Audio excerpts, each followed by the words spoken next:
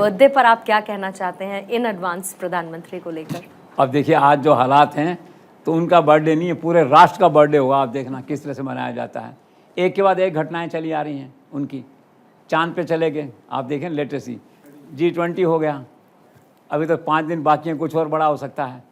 वो 17 तो 18 से है शायद, जो है 18 से, तो पहले हो जाएगा ये। तो बर्थडे है, देश की जनता धूमधाम मनाएगी, पार्टी धूमधाम से मनाएगी, दैट वे जो है।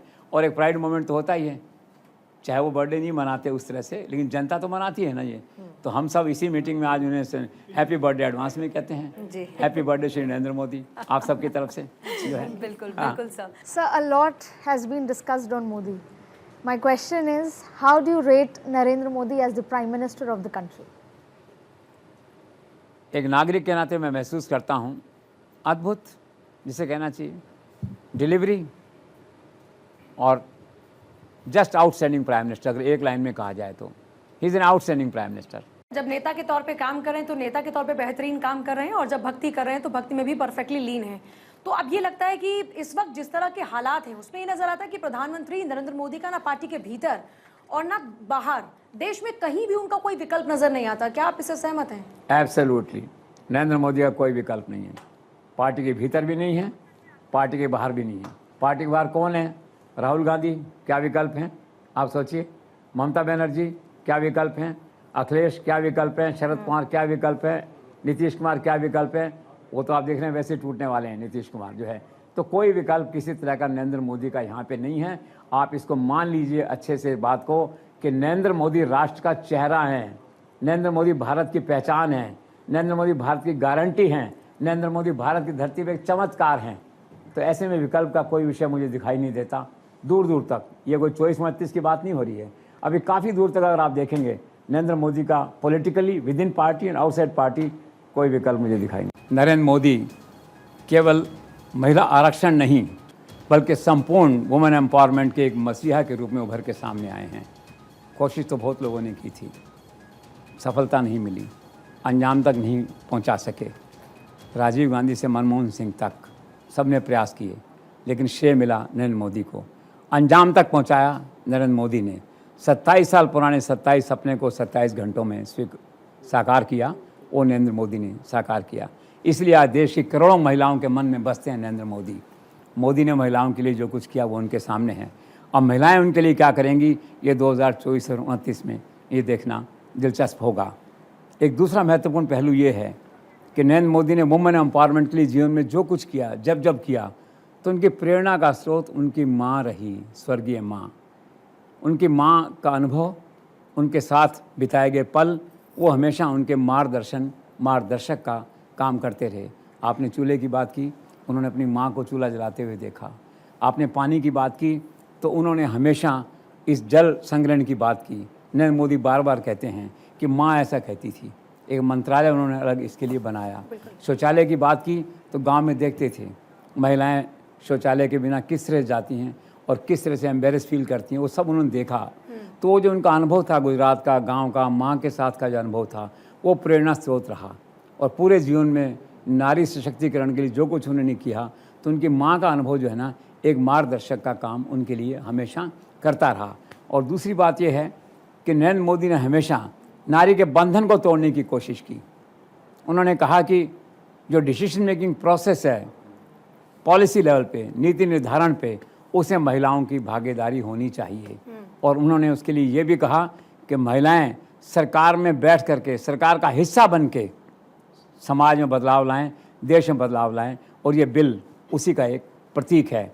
आज नरेंद्र मोदी दोनों सदनों में बिल पास करवा करके गदगद हैं, और वो इस बात से गौरवान्वित महसूस करते हैं कि इस पवित्र काम के लिए ईश्वर ने उनको चुना है ना। एक अपने अनुभव की बात है जिसे कहते हैं।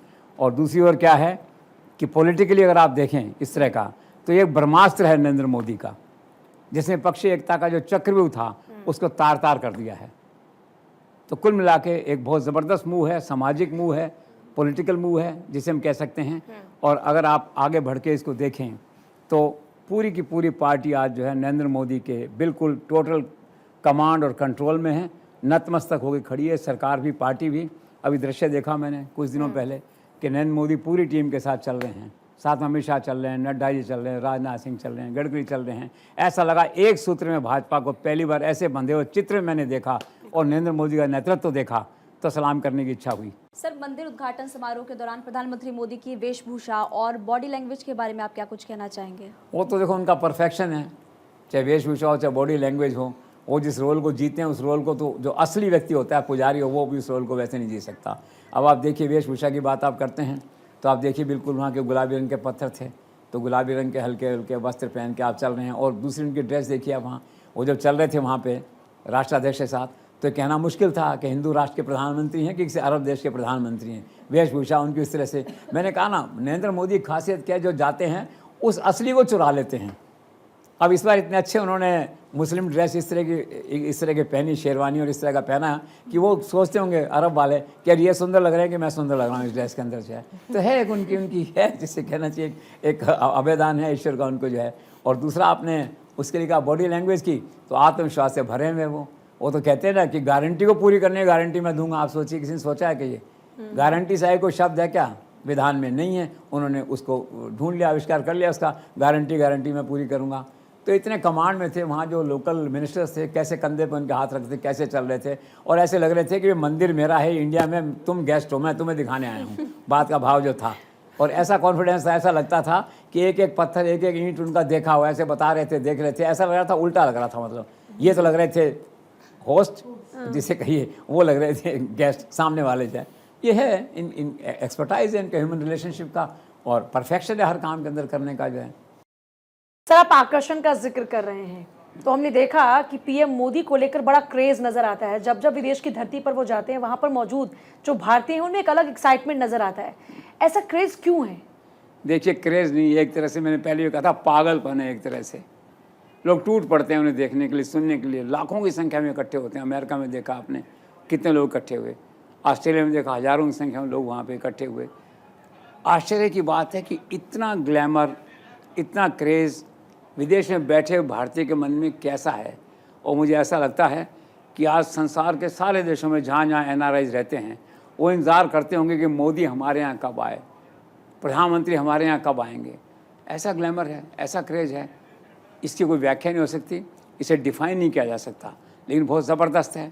अभी खुद प्रधानमंत्री ने स्वीकार किया कि मुझे सुनने के लिए 11-12 घंटे की यात्रा करके लोग आए पेरिस चल के। वो टीवी पे देख सकते थे, रेडियो पे सुन सकते थे, लेकिन चल के आए। तो एक अद्भुत आकर्षण शक्ति है, उनका ग्लैमर है, उनकी लोकप्रियता है, और राष्ट्र के प्रति उनका जो नरेंद्र मोदी का जो कॉन्ट्रीब्यूशन है, वो जो हीरो है भारत के अंदर। तो भारतवासी जो है पहली दफ़ा अपने आप को कनेक्ट कर रहे हैं इंडिया से, वरना विदेशी हो गए थे एक तरह से। आज इंडिया की हर घटना का उन्हें ऐसे पता रहता है जैसे गुजरात में रह रहे हो, जयपुर में रह रहे हों। तो ये सब कारण है कि नरेंद्र मोदी के लिए पागलपन है खास तरह का विदेशों में। सर, ऑस्ट्रिया में प्रधानमंत्री मोदी जी ने ये कहा है कि भारत ने बुद्ध दिया है, युद्ध नहीं। इस विषय में आप क्या कहना चाहेंगे? सही है। देखो क्या है, नरेंद्र मोदी की वाणी पे तो सरस्वती बैठी हुई है। ऐसे ऐसे सेंटेंस बोलते हैं, ऐसे ऐसे कहते हैं, आप देखता ही रहता हूँ, मैं भी सुनता रहता हूँ कि कहाँ से ऐसी आते हैं वाक्य निकल के, किस तरह से कैसे कैसे बात होती है। मैं देखिए उस दिन उन्होंने कहा ना, my heart bleeds when innocent kids die in hospitals. देखिए तो ये वैसा ही है।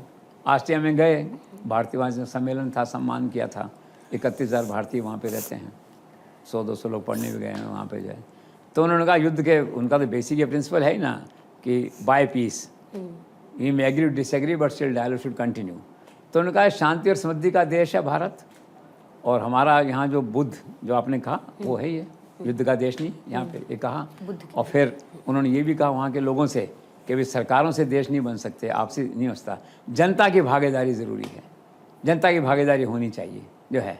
और अच्छे से उन्होंने अपनी बात को जनता के सामने रखा, और फिर उन्होंने वो भारत का अपना बताया कि मेरा क्या डेवलपमेंट एजेंडा है, आप लोग तो यहाँ हैं, आपको बताता हूँ भारत में पीछे हम लोग क्या कर रहे हैं। और खुश हुए वहाँ के लोग भी देख करके, और मोदी को भी अच्छा लगता है कि भारत के लोगों ने बताएं तो सी कि देश में क्या हो रहा है, देश कितना बदल गया है पिछले 10 सालों में। इस वजह से good function, good talk.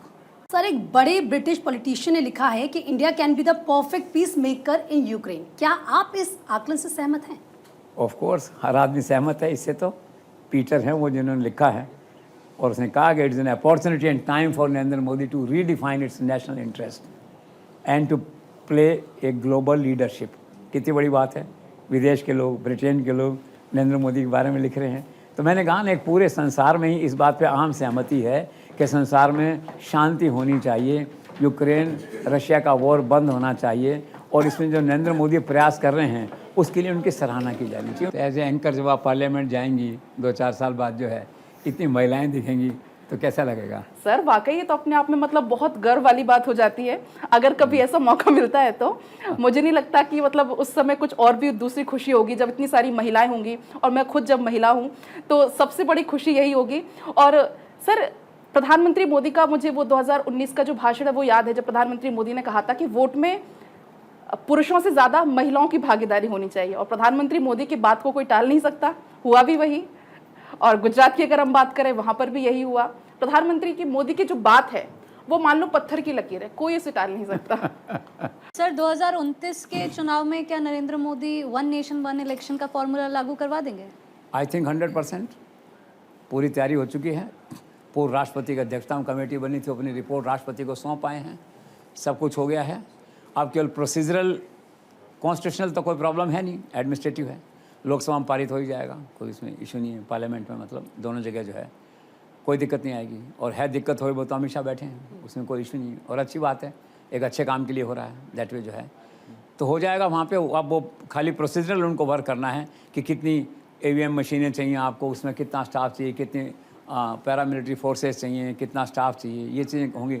I am very sure कि ये गवर्नमेंट इसको करेगी। और मुझे तो ऐसा लगता है 125 दिन जो पहले हैं उसमें शायद इसकी घोषणा भी कर सकते हैं, उसको फॉर्मेलिटीज़ करा के कि हम इसको 2029 में चुनाव जना होगा तो बहुत अच्छा हो जाएगा। देखो सारा साल परेशान रहते हैं, मीडिया वाले भी रहते हैं कि ऐड बंद हो गए 2 महीने क्यों चुनाव हो रहा है, सरकार वाले परेशान रहते हैं, जनता परेशान रहती है, काम नहीं हो रहे कि क्या हो रहा है, अफसर परेशान रहते हैं, झोला उठा घर से चल दिए, पत्नी कहती है क्यों जा रहे हो हैदराबाद बार बार, कौन समझाए, लड़ाइयाँ हो जाती हैं केवल घरों के अंदर, आप ड्यूटी कैंसिल करवा लीजिए, ड्यूटी कैंसिल होती नहीं है, एक अलग किस्सा कहानी जो है ये। तो मैं एक लेमैन की ग्राउंड की बात कह रहा हूँ आपसे जो है। तो कुल मिला के क्या है कि एक अच्छा प्रयास है, और मुझे पूरी उम्मीद है कि नेशनल इंटरेस्ट में, जिसे कहना चाहिए द लार्जर इंटरेस्ट में जो है ये लागू हो जाएगा। 5 साल तो दूर की बात है, बहुत जल्दी इसको लागू मेरे ख्याल से कर देंगे इसको। क्योंकि बात समान नागरिक संहिता की हो रही है, और प्रधानमंत्री मोदी का जो विजन था इसको लेकर, उसको आप कैसे डिफाइन करते हैं? The single line vision of the prime minister on UCC is, इस देश में हर नागरिक के लिए एक समान एक कानून, न हिंदू न मुसलमान, and one thing more, no तुष्टीकरण। उनकी सोच बिल्कुल स्पष्ट है, एक परिवार में लोगों के लिए अलग अलग कानून नहीं हो सकते, एक देश में नागरिकों के लिए अलग अलग कानून नहीं हो सकते, और बस यही विज़न है, यही तर्कसंगत है, यही संविधान सम्मत है। जी। प्रचारक से नरेंद्र मोदी, प्रचारक से प्रधानमंत्री जी। अब कहते हैं प्रधानमंत्री से धर्म गुरु, आध्यात्म गुरु, ये नया अवतार उनका पिछले कुछ दिनों में देखने को मिला, जो बहुत पॉपुलर हो रहा है। आप क्या सोचते हैं उनका जो एडिशनल ये नहीं, देखिए वो आध्यात्मिक रुचि उनकी तो शुरू से थी, वो तो घर छोड़ करके अध्यात्म के उस यात्रा में बहुत कम लोगों को पता है, और वो बोलते भी अपने से इन विषयों के बारे में कम है। लेकिन जो जानकारियां मिलती हैं वो उत्तराखंड के केदारनाथ धाम से लेकर के कई धाम और कई गुरुओं के संसर्ग में रहे। फिर कोई गुरुजी ने उनको ये बताया कि तुम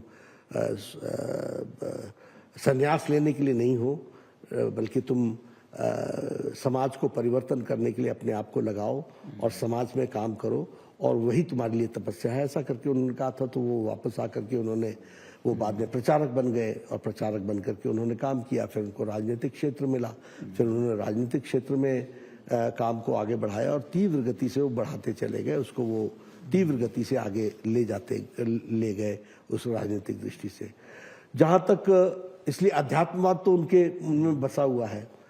आज जब वो प्रधानमंत्री, प्रधान सेवक के रूप में काम कर रहे हैं, तो निश्चित रूप से जो हमारी, जिसको हम कहते हैं सांस्कृतिक राष्ट्रवाद, उस सांस्कृतिक राष्ट्रवाद के पक्ष को भी वो मजबूती से रखने का प्रयास करते हैं।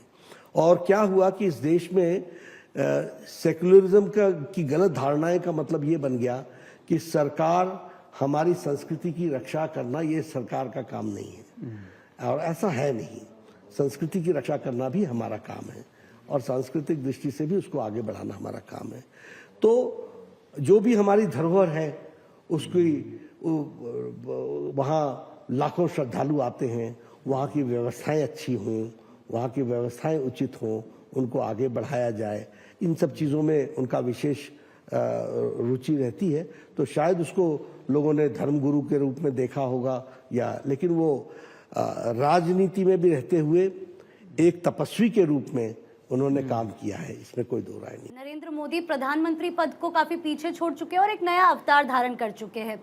बीते कुछ दिनों से जिस तरह हम उनको देख रहे हैं, प्रभु श्री राम के अंदर वो जप रहे हैं, तप रहे हैं, संकल्प में लीन है, क्या किसी भी दिन ऐसा हो सकता है कि वो अपना राजपाट छोड़कर आध्यात्म गुरु, धर्म गुरु, दार्शनिक बन जाए?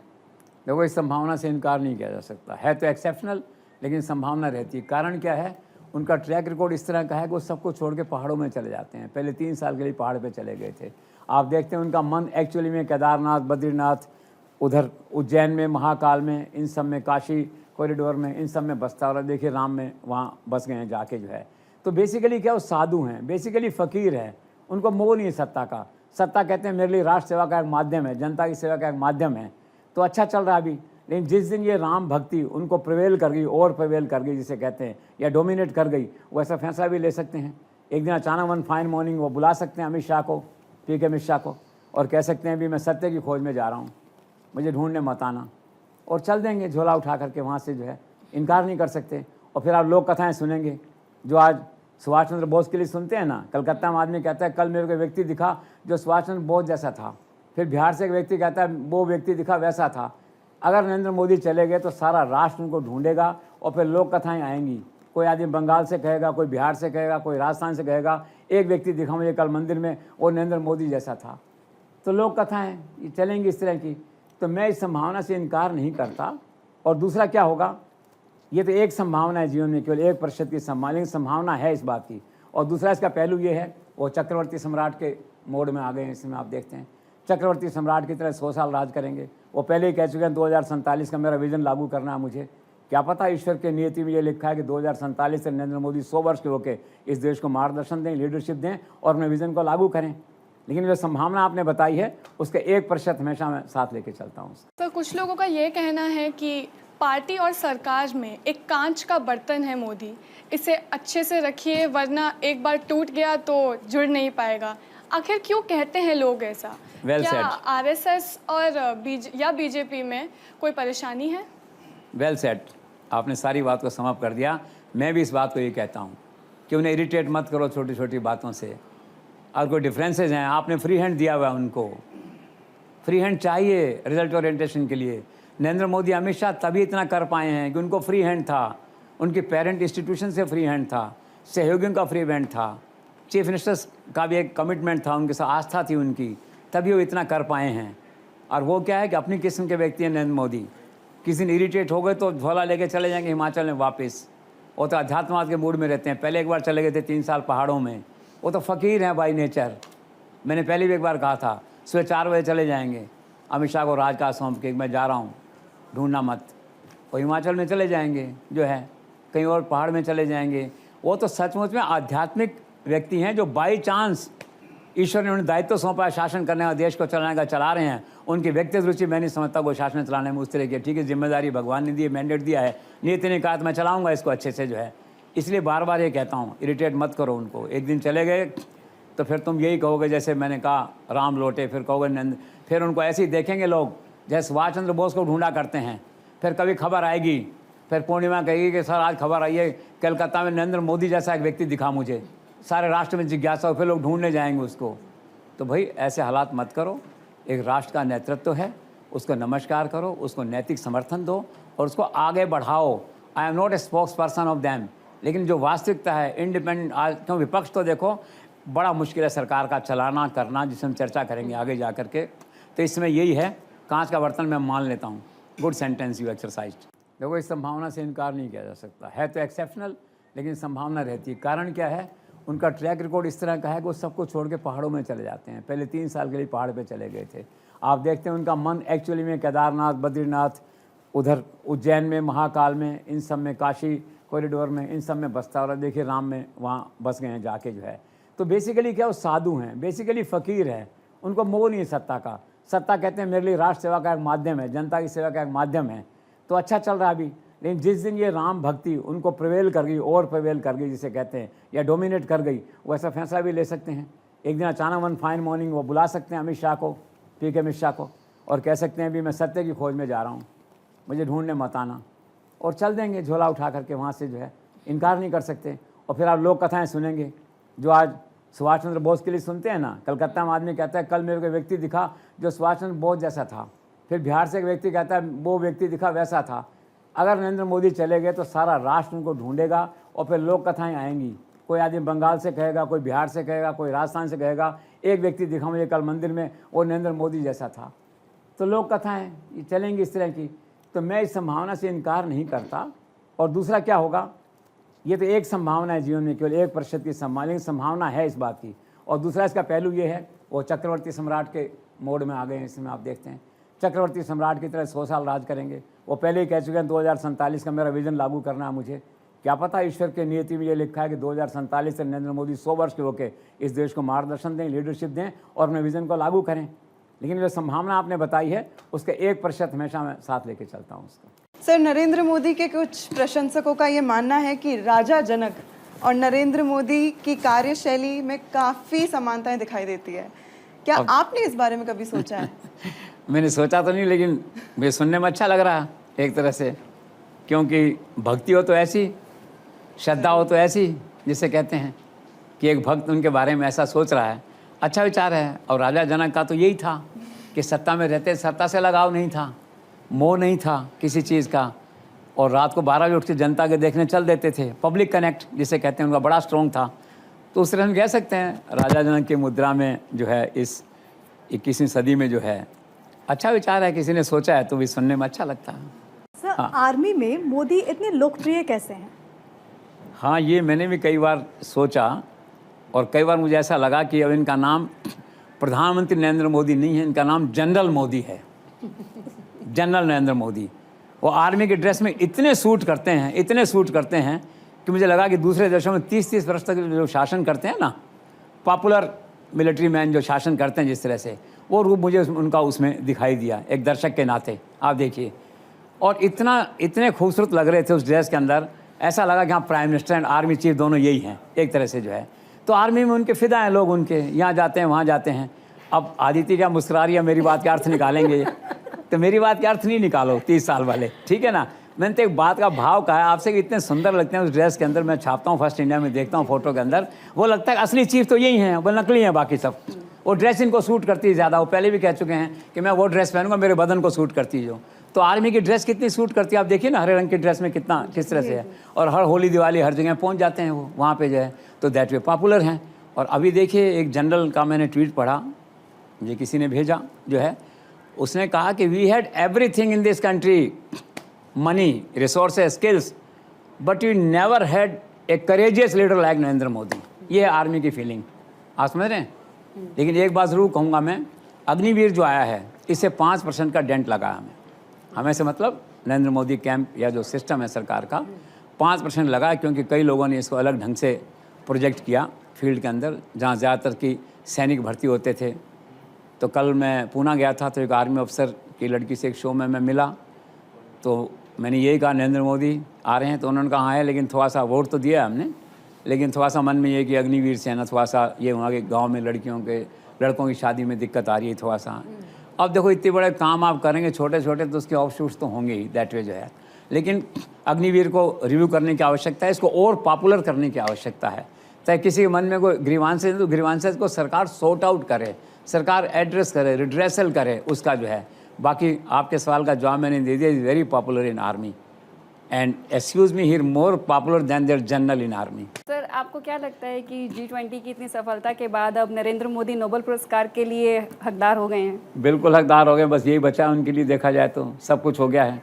जैसे मैं कह रहा था आपसे कि संयुक्त राष्ट्र संघ की सदस्यता, स्थायी सदस्यता, वो जिस दिन चाहेंगे मिल जाएगी। अब चाइना भी वीटो नहीं कर पाएगा, मॉरल अथॉरिटी खत्म होगी चाइना की, सारा संसार मोदी के साथ है। तो मुझे लगता है कि नेक्स्ट अब उनका यही है, इसलिए बार बार वो कहते हैं मेरा ध्यान अब जो है ना शांति और सुख और चैन की ओर है, जिसे कहते हैं डेवलपमेंट और शांति की ओर है। तो आज लोग तो सब यही बात करते हैं कि और भारत के लोग ये चाहते हैं कि उनका प्रधानमंत्री और नोबेल पुरस्कार और मिले उनको जो है। हालांकि उनके मन में कोई पुरस्कारों की तमन्ना नहीं है, वो तो बेसिकली फ़कीर है। मैंने कहा ना कि इस दिन झोला उठा के चले जाएंगे पहाड़ में, वो तो अलग बात है, ठीक है ना। लेकिन फिर भी एक बात है, उनके वेल विशर्स हैं, आसपास के लोग हैं सारे जो हैं, सब चाहते हैं, देश चाहता है, जनता चाहती है कि अगर हमारा प्रधानमंत्री इतना किया है जो, तो वो उसको नोबेल पुरस्कार भी मिले। तो लेट्स जे कैन good luck to the prime minister to have a Nobel पुरस्कार, एक भारतीय के नाते, प्राइड इंडियन के नाते।